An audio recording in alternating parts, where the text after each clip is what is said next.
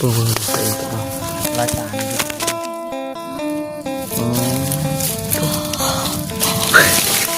คิดว่าจะคงเราชิมหมานได้เถอะมานเนาะมื้อเนาะแม่บอกคิดว่าชิมหมานนี่นะว่าสิพากันมาหาเลาะอันเฮ็ดผึ่งคืนเมื่อก่อนเนาะที่มันสีสะออนนี่แล้วบอกคำเอาเฮ็ดมื้อนั้นก็กินโอ้ยว่าซั่นเป็นตะม่วนแท้ว่าซั่นเป็นตะไปเก็บน้ำแท้โอ้มันยังนี่บีอยู่นี่บ่พี่น้องเอ้ยหยุดก่อนเอาให้เบิ่งนี่เนี่ยพี่น้องเอ้ยไปเถอะไปสิเนาะโอ้ยคิดว่าใครงูพี่น้องเอ้ย3หมากว้าวคักเถอะมันแต่คือนี่เนาะพี่น้องเอ้ยเนาะอันนี้นะสิเป็นเห็ดเพาะนี่สิออกประมาณนี้พี่น้องเนาะ FC บางท่านมันก็สิฮู้เห็ดเพาะนี่ได้บ่เขาสิเอามันสิออกมาแบบ พ่นโนหน้าดินเห็ดเพาะนี่ก็เห็นบ่พี่น้อง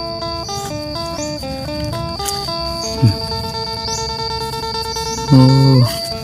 เถื่อครบชุดมั้ยพี่น้องอันนี้สิอยู่ในนั้น2หมากอันนี้หมากนึงอันนี้ก็หมากนึงมัน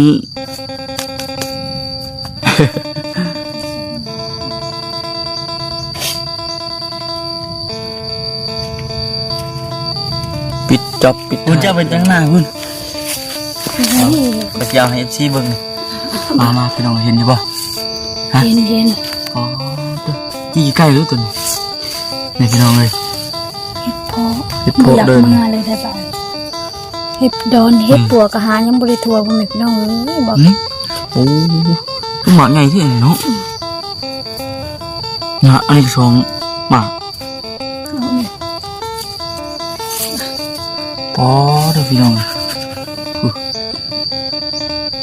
บเอาหาตัวอีก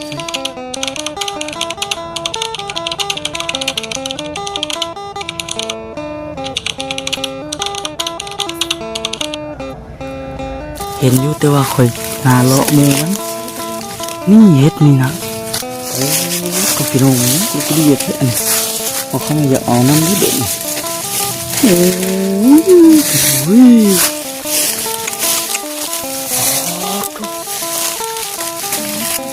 ตัวเลือพี่น้องเลยตัวใส่ตัวลายตา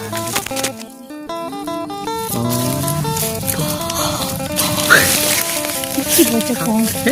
เราชิมหมานได้เถอะมานเนาะมื้อเนาะแม่บอกคิดว่าชิมหมานนี่นะว่าสิพากันมาหาเลาะอัน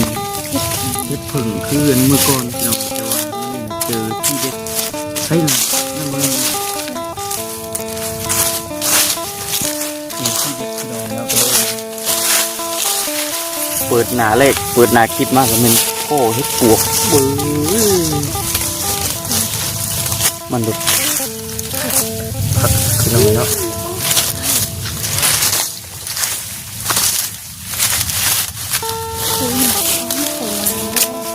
มาเด้อเนาะมาน้ำตาลเด้อโอ้เฮ็ดปวกนี่เฮ็ดอย่างก็คือสีประมาณนี้แหละพี่น้องเนาะเฮ็ดยำเนี่ยเนาะผมจะทำมันก็เครื่องกระตาเลยนี่หมูเดียวแต่พี่น้องอยากให้ตัวเองเอาหมูนี่ไปซักนะ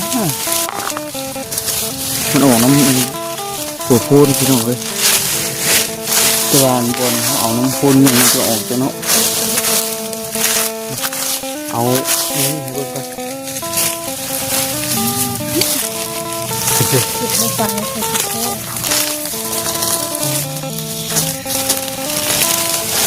ที่มันสีสะออนนี่แล้วบอกคำเอาเฮ็ดมื้อนั้นก็กินโอ้ยว่าซั่นเป็นตะม่วนแท้ว่าซั่นเป็นตะไปเก็บน้ำแท้นะตีเพิ่นคอมเมนต์มานะป๋าตอนนี้รอบนี้นะมันเฮ็ดปวกเลยพี่น้องเลยโอ้ให้กูปลูกไว้เนาะเฮ้ยโอ้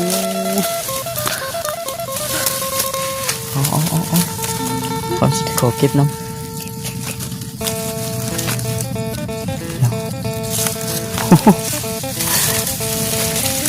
แต่ลงให้ FC ได้เบิ่งอีกแล้ว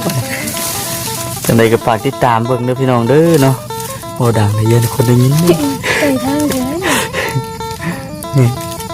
งามเลยเด้อเนาะโลกนี้คักจังเลยโอ้คุพอจะของหมู่นี่มันคักเนาะหมู่นึงก็พอ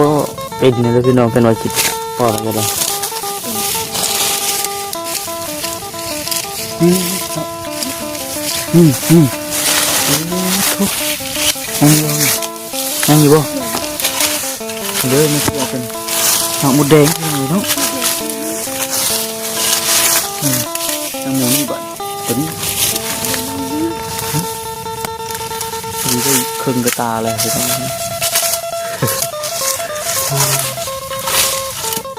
มัน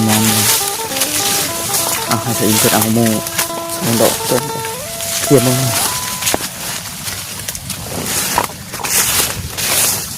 บ่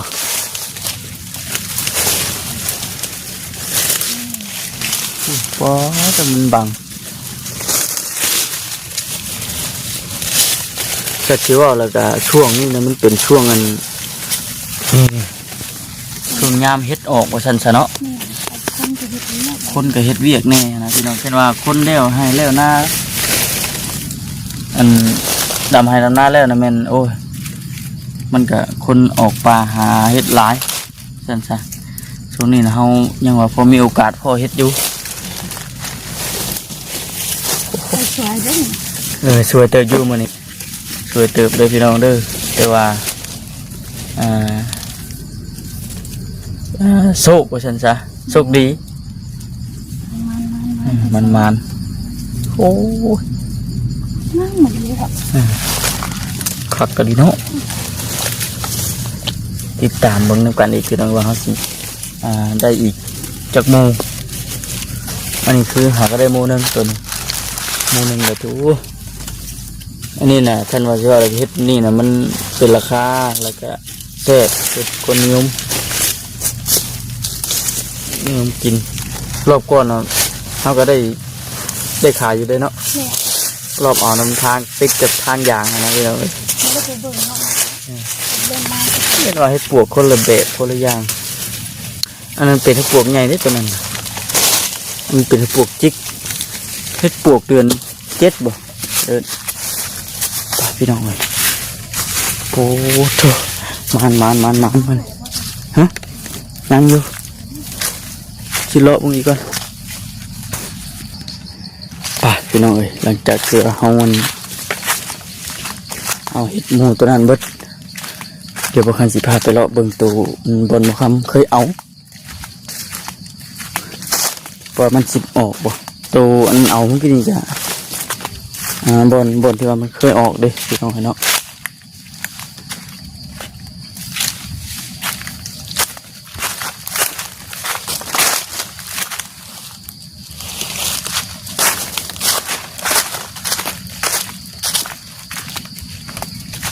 ปลุกจิกออกแล้วพี่น้องเลยปลุกจิกออกแล้ว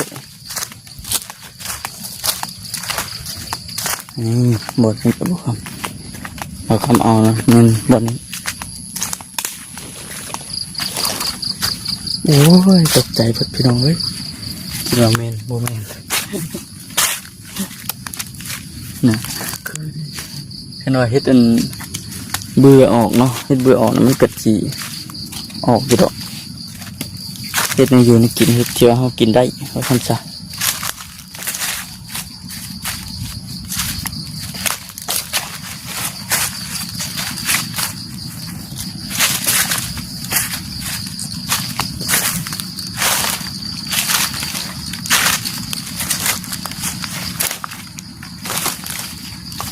เลาะบังก่อนแต่ว่ามันออกแล้วร้ายพี่น้องเลยเต็มเทินเป็นบางปีกันเนาะ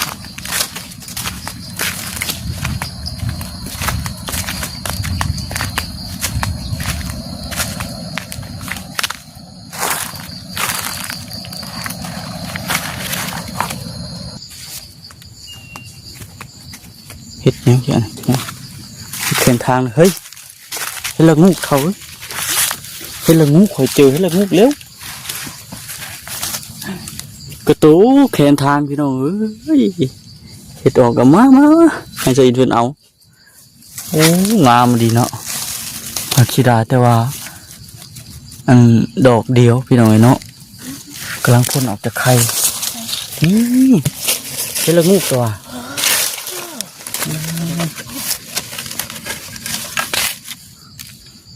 เฮ็ดละงูขาวตัวนี้เนาะมีอยู่บนหมูเราเพิ่งก็เนาะความแน่มาเลยเห็นขาวพูอยู่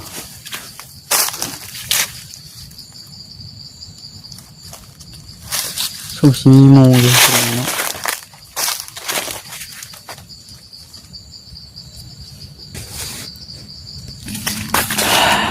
อันนี้ตะกี้กับเคยออกคือกันตะกี้โอ้บอนี่เราบอกเขาเอามวนตะกี้คอยนี่เลยเกียปากบอลเคยเอาพี่น้องเนาะบอลเคยเอามันพากันมาจอบเบิ่งแต่ว่ามันก็เป็นบางปีคือกันปีนี้ออกปีหน้ามันก็บ่ออกที่มันก็บีอันบาปีบาปียาว2 ปี3 ปียังออกหน่อยเนาะบ่ฮู้ว่าเป็นจังได๋เบิดเสื้อเฮ็ดบ่ดูว่าไม่ได้อันน่ะพี่น้องเนาะตอนนี้เฮาสิเลาะลงไปบนอันที่ว่าเบาค้ำแล้วก็ซอินเอาให้ละงูเหลืองมานั่นพี่น้องเนาะอันเถื่อบอกคำว่าซอินเอามาปลูกไว้ปุ๊บคือว่าเลี้ยงกันคักเทะนะมื้อนี้นะยังบ่ทันได้พอให้ละงูเหลืองจักดีเด้อพี่น้องเอาพอให้ละงูขาวดอกนึงก็เฮ็ดปวกเคิงกระตาได้แกงอยู่พี่น้องเนาะน่ะฮอดยามจะดูนี่นะอาหารการกินก็คือว่าได้มีเวลาออกไปหากินก็ถือว่าพอได้อยู่ได้กินสิหน่อยเนาะมันเป็นสิบอึดคือสิ่งยังเล่งอยู่หากินก็ยากลำบากในช่วงนี้ฝนมันหลายแนวดิแนวหนึ่งก็แนวหนึ่ง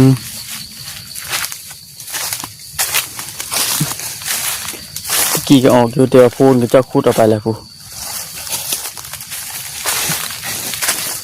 คุดพูนออกไปนั่นนี่ยากเลยเนาะกุ๊กเนี่ยว่านี่คือไงกุ๊กตะแบงบ่กุ๊กอันนั้นนะยางนะดิกุ๊กยางนะกุ๊กยางเนาะกุ๊กยางปลา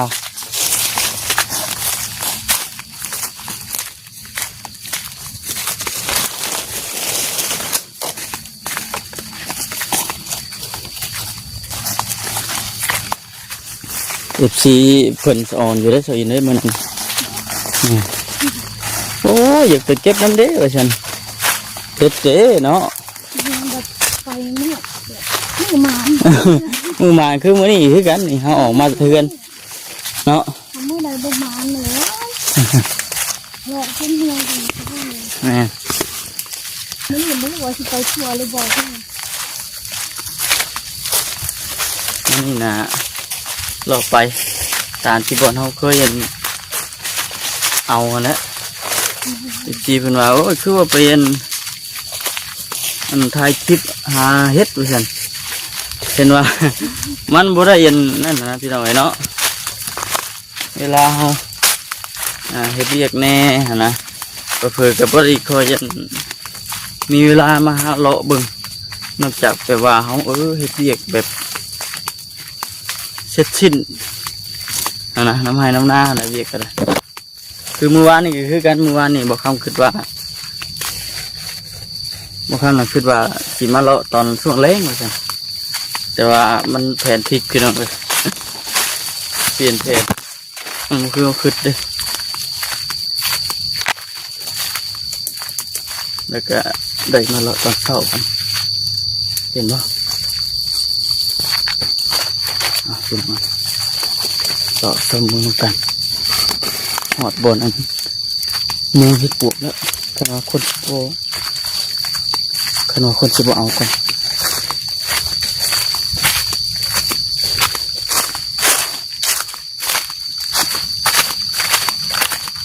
ลายตาเนี่ยพี่น้องดิ ภาพเด็กชันเห็นแล้วเอิ้นเด้อเด้อ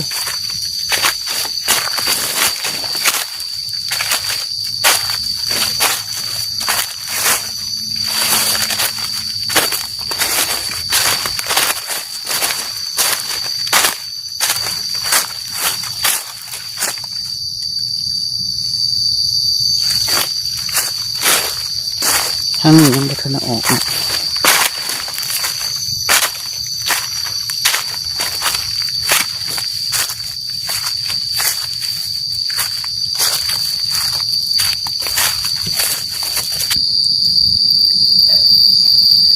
นี่แหละพี่น้องเนาะบรรยากาศโคกบ้านเฮาก็คือสิเนี่ยนี่แหละพี่น้องก็เดินย่างเจ้าเศร้าฮะว่าเลยนะเขามาซองเบิ่งมันนั่นคือบ่เห็นเนาะปัดมาอีกวันนี้ว่าอันออกพี่น้องเลย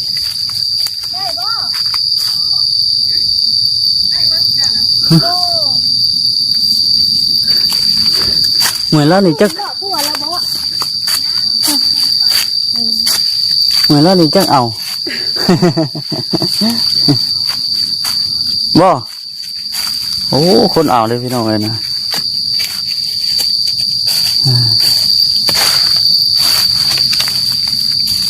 พวกง่ายๆก็เฮ็ดอันกำลังเริ่มว่าซั่นซะเนาะกำลังอันเริ่มออกบ่ไปใช่ไหมคุณน่ะนี่มันสิสวยแล้วโอ้มันยังนี่บีอยู่ดิบ่พี่น้องเอ้ยหยุดก่อนเอาให้เบิ่งนี่ เนี่ยพี่น้องเอ้ยไปเถอะไปสิเนาะโอ้ยคิดว่าใครงูพี่น้องเอ้ย3 หมากหวาดคักเถอะมันแต่คืบนี่เนาะคักพี่น้อง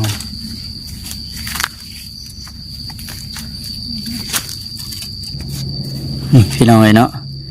อันนี้นะสิเป็นเห็ดเพาะนี่สิออกประมาณนี้พี่น้องเนาะ FC บางท่านมันก็สิฮู้เห็ดเพาะนี่เดี๋ยวเขาสิเอามันสิออกมาแบบ พ่นโนหน้าดินเห็ดเพาะนี่ก็เห็นบ่พี่น้อง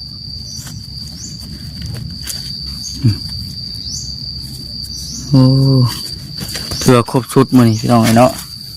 เฮ็ดนี่ถือว่าได้ยันครบมื้อนี้เฮ็ดปวกก็ได้เฮ็ดละงูก็ได้เฮ็ดอันนั้นก็ได้เฮ็ดเพาะซ้ำสุดท้ายพี่น้องเอ้ย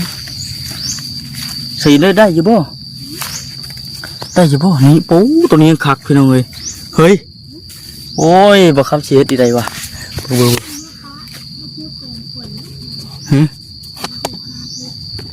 จะสิอยู่หาเฮ็ดเฮ้ยมาเอาให้ FC เพิ่นเบิ่งนี่ฮะนี่เนาะพี่น้องเอ้ยบ่คำพอนะมันสินูๆมาสิอันนี้สิอยู่ในด้าน2 หมากอันนี้หมาก 1อันนี้ก็หมาก 1มัน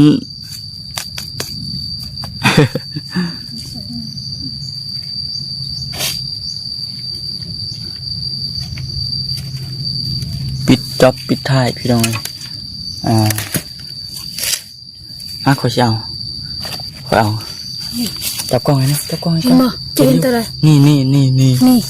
ก็เห็นไปเลยนี่เจนไปเลยนั่งกับแม่เนี่ยขอหาเห็นกินนี่โอ้ตาจะดีเลย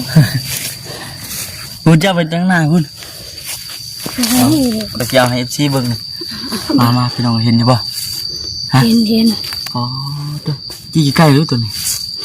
นี่พี่น้องเลยเห็ดเพาะเดินมาเลยแท้ป่ะเห็ดดอนเห็ดปัวกระหายังบริทัวร์พ่อแม่พี่น้องเลยบอกคำเพื่อนเนื่องจากว่าเป็นมีนัดกับทีมงานนี่โอ้หมากใหญ่ที่เนาะนะอันนี้2 หมากเอาเนี่ยปอเด้อพี่น้องคัก หาต่ออีกทีมาเอานี่แม่ไม่ได้นี่โอ้โอ้ยเอาเฮ็ดก่อนเฮ็ดก่อนไปจังนะมันพอเฮ็ดได้พี่น้องเลยเนาะเหมาะมวนเท่นี่เห็นบ่พี่น้องนี่ก็มาพี่น้องเอ้ยพี่อยากมาหานำมาเด้อเนาะเก็บเห็ดพอเด้อบ่อยากคุยหาเนาะเข้าไปหาตัวนั้นป้อพากันขี้หาดีช่วงน่ะอันนี้บ่ยากพี่น้องเลยเอาบ่เลยบ่เฮ้ยคือเจ้าขี้หาเจ้ามีเจ้านี่น้ำเงานี่ได้เฮ้ยเอาเสียมาคุยหามึงด้วยอันนี้บ่มันออกตามเดินเลย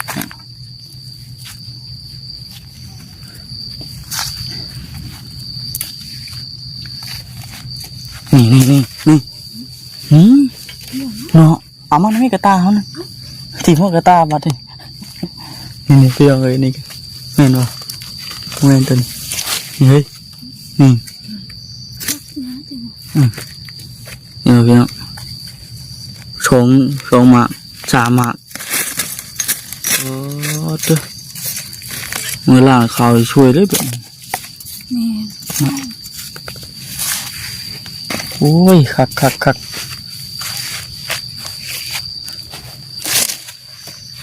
เห็นไหมเฮ้ย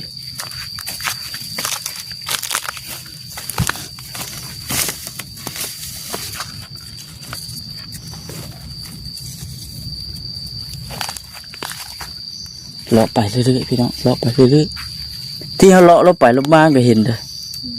เห็ดพอนี่เนาะนี่คือแบบนี้แม่เราเล่นพี่น้องเลยป๊าดทุก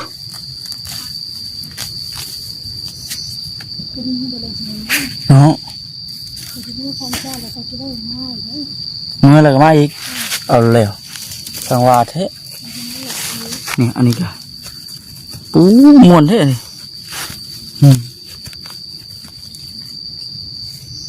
เนาะเห็ดเพาะ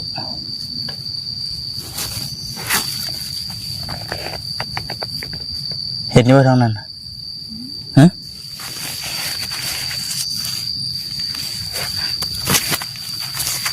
พอสวยจังอยากเมื่อเลย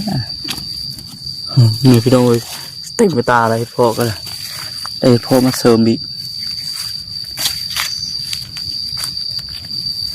นี่ป๊อดเถอะเอาเฮ็ดก่อนจังสิเมื่อ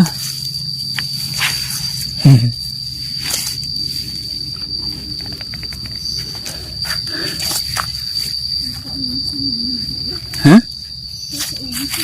แต่สะอ่อนบ่เห็นอยู่บ่โอ้เถอะอันนี้เขายังเลาะบริเบิดเด้อพี่น้องเด้อพากันเลาะแทนนี้ก่อนไอ้พ่อมันกำลังออกได้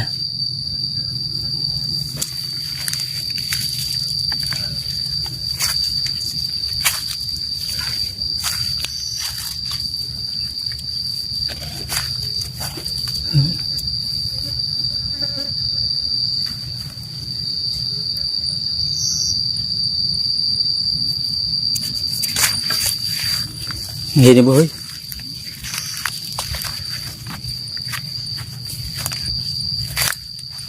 เลาะส้มเบิ่งไปน้ำกันเด้อพี่น้องเด้อ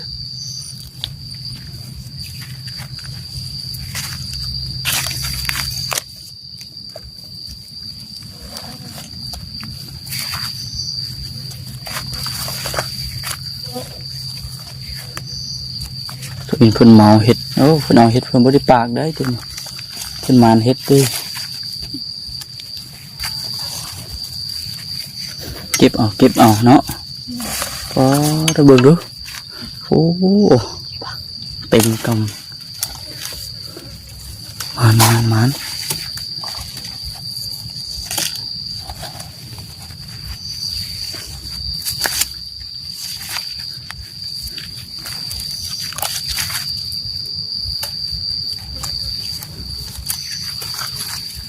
อันนี้เห็ดพ่อไผ่เนาะ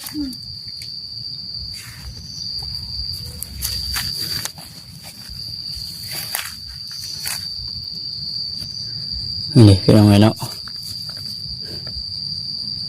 ก็เราจะพากันกลับมือนี่ดีเห็นเห็ดเพาะพี่น้องเอ้ย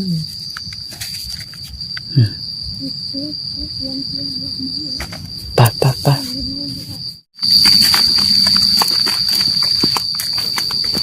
กว่า7 โมงเลยตอนนี้ก็เพื่อเอามาเห็ดนั่นเห็ดนี่กินเลยกินข้าวกินน้ำเลยเพราะว่ามื้อนี้น่ะจากที่ได้ยินก็คือว่ามีนัดพี่น้องเอ้ยเนาะมื้อนี้มีนัดให้อีกอย่างก็บ่ทำกับดำนาหากระเบิดน้ำเมื่อวานนี้เอาสั่นซะเอาใส่อินเลยให้FCเพิ่นเบิ่งดูผลงานมานี่จัดหนักจัดเต็มคาราเบลป๊าดเถอะ ได้เฮ็ดหมูนะ อู้ยจับออกมาเบิ่งนี่ดอกยังไงอ่ะ เก็บส่งก็ ป๊าดเถอะ หอม คักเนาะ โอ้ไปใช่พี่น้องเลยเนาะคลิปนี้ก็คือสิประมาณนี้แหละเมื่อนี้ก็ได้มาหาเราเฮ็ดคือเก่าเมื่อหน้าคันว่าได้ออกมาอีกก็สิถ่ายบรรยากาศเลาะโคกเลาะป่าให้กับซีได้เบิ่งด้วยกันคลิปนี้ก็สิจบก่อนพี่น้องเลยเนาะพบกันคลิปหน้าคลิปต่อไป ลาวปล่อยดำจากเจ้าไทย บ่